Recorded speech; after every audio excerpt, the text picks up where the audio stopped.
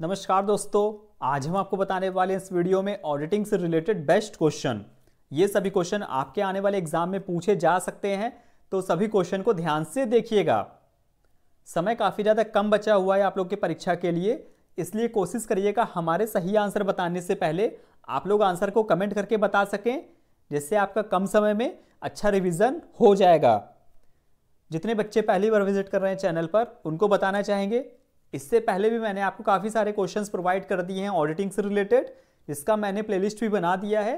तो आप हमारे चैनल पर आ करके प्लेलिस्ट में जा करके सभी वीडियोस को देख सकते हैं, जहां पर आपको इनकम टैक्स, अकाउंटेंसी, कंप्यूटर्स, बहुत सारी वीडियोस देखने को मिल जाएंगी।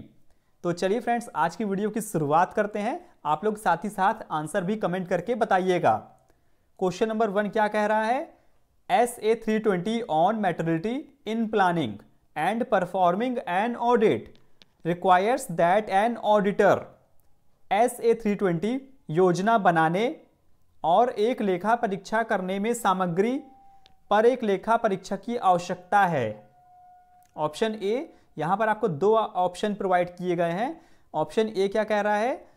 Should consider maternity and its relationship with audit risk while conducting an audit. Audit करते समय भौतिकता और ऑडिट जोखिम के साथ इसके संबंध पर विचार करना चाहिए। Option B, should not consider maternity and its relationship with audit risk while conducting an audit. Audit करते समय भौतिकता और ऑडिट जोखिम के साथ इसके संबंध पर विचार नहीं करना चाहिए।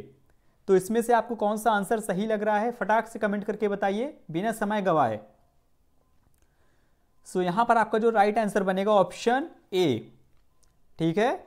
Should consider maternity and its relationship with audit risk while conducting an audit, ये आपका सही आंसर हो जाएगा। चलिए बढ़ते हैं अपने अगले क्वेश्चन पे।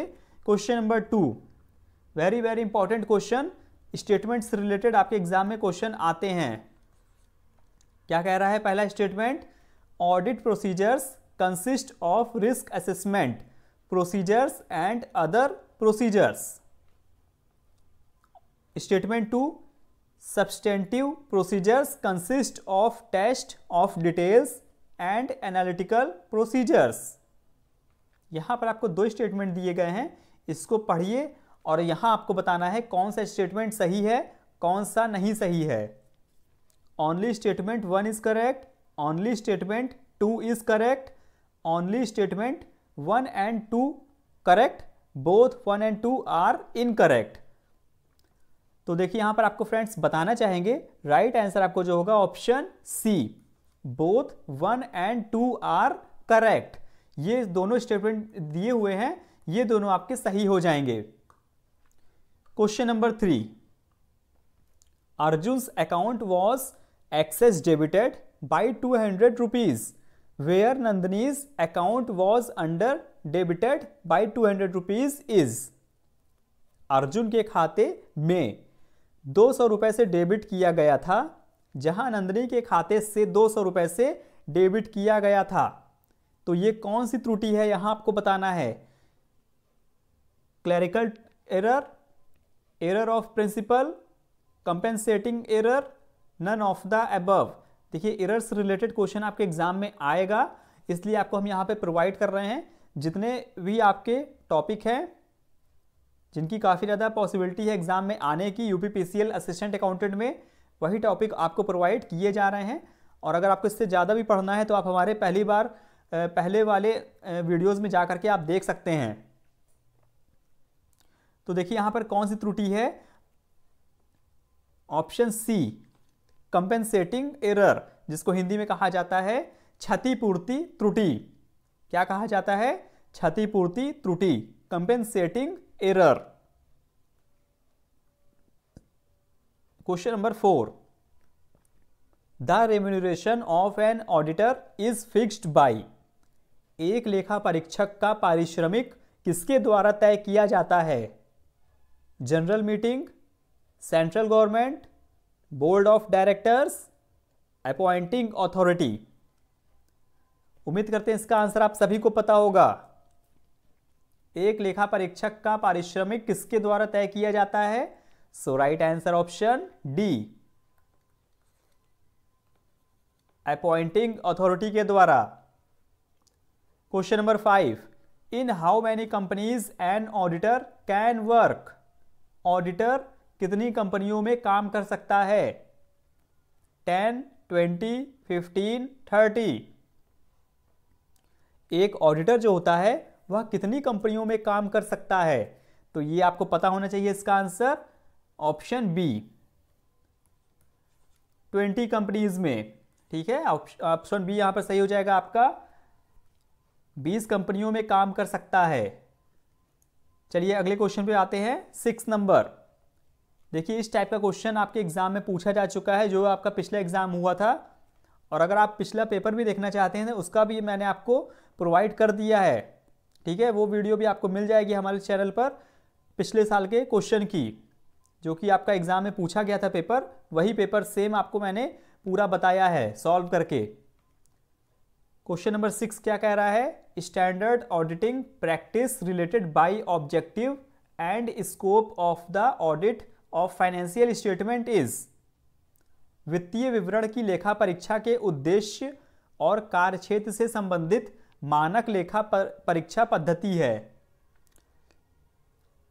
Option A AAS 1, option B AAS 2, option C AAS 3, option D AAS 4। So right answer यहां पर आपका होने वाला है बी।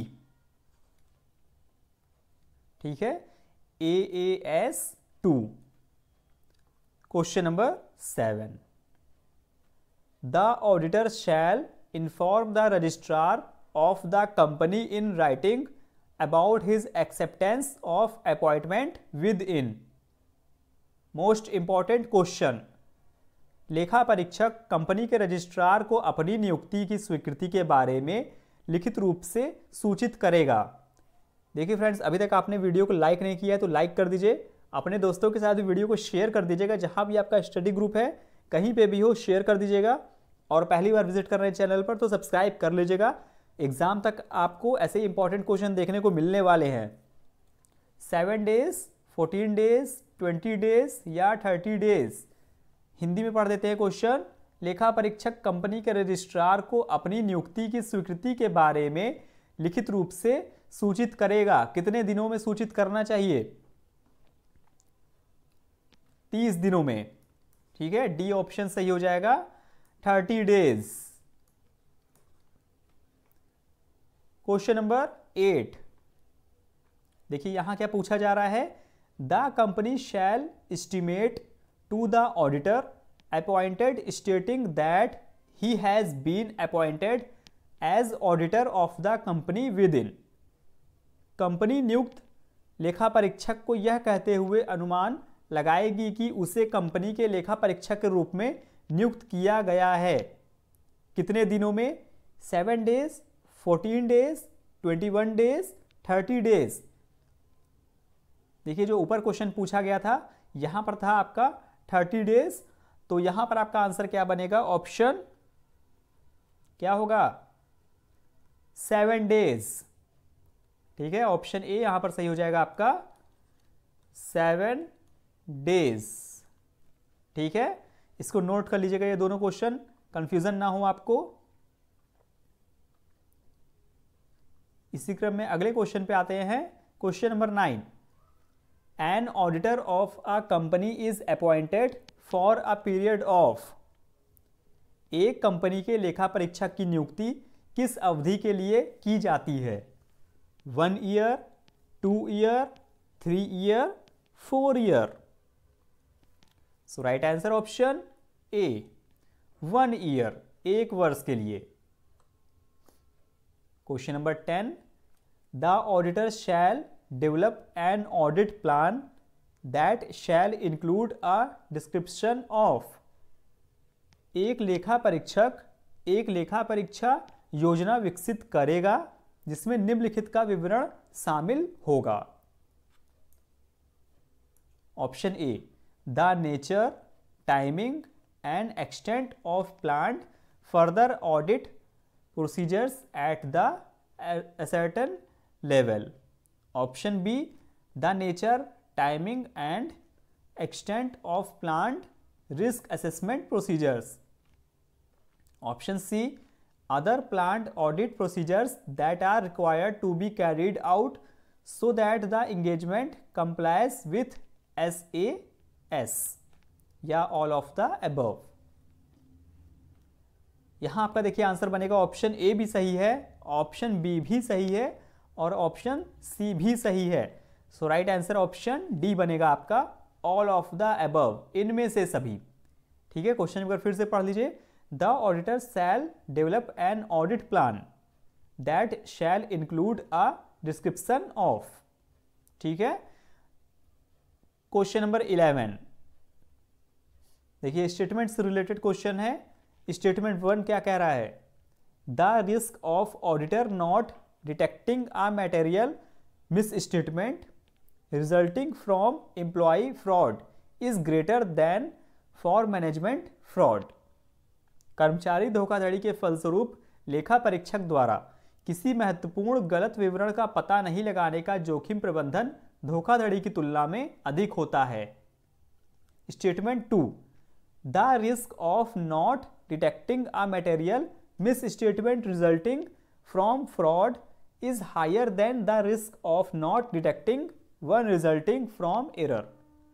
धोखाधड़ी के परिणाम स्वरूप किसी भौतिक गलत कथन का पता न लगाने का जोखिम त्रुटि के फलस्वरूप किसी का पता न लगाने के जोखिम से अधिक है.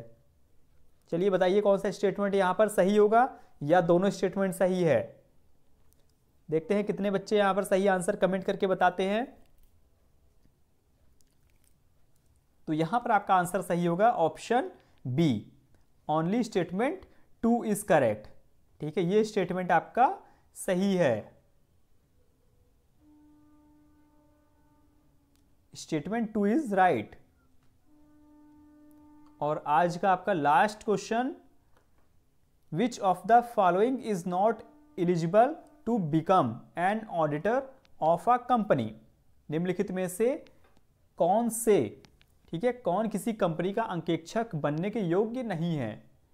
एन ऑफिसर और employee of the company, a body corporate, a person who is indebted to the company for an amount exceeding ₹1000, all of the above. यहां आपको बताना है ऐसा कौन सा व्यक्ति है, ठीक है, जो कंपनी का अंकेक्षक बनने के योग्य नहीं है. तो देखिए यहां पर आपका जो आंसर बनेगा ऑल ऑफ द अबव, इनमें से कोई भी नहीं. कंपनी का कोई भी अधिकारी या कर्मचारी, एक निकाय कॉर्पोरेट या एक व्यक्ति जो 1000 रुपए से अधिक की राशि के लिए कंपनी का ऋणी है. तो यहां पर हो जाएगा इनमें से कोई भी नहीं, ऑल ऑफ द अबव. ठीक है, सो आज के लिए फ्रेंड्स इतने ही क्वेश्चन थे. जितने क्वेश्चन और भी इंपॉर्टेंट बनते हैं जो कि आपके एग्जाम में आने की पॉसिबिलिटी ज़्यादा है, वो क्वेश्चन आपको हम प्रोवाइड कर रहे हैं. और आप लोग अपने आप से भी पढ़ते रहिए जहां भी आपको मौका मिले. ज़्यादा समय बचा नहीं आपके एग्जाम का. तो फ्रेंड्स मिलते हैं नेक्स्ट वीडियो में एक और इम्पॉर्टेंट वीडियो के साथ. आप लोग सभी वीडियोस को देख लीजिएगा, काफ़ी सारी वीडियोस आपको प्रोवाइड की जा चुकी है ऑलरेडी. प्लेलिस्ट मिल जाएगी आपको चैनल पर. तो मिलते हैं नेक्स्ट वीडियो में. धन्यवाद वीडियो को पूरा देखने के लिए. जय हिंद, जय भारत.